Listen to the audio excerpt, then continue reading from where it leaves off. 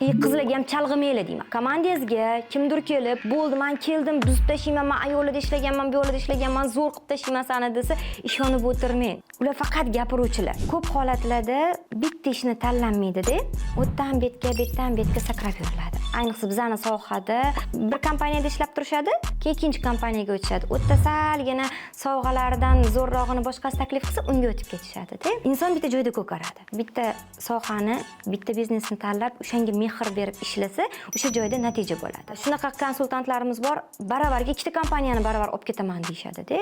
Bo'lmaydi.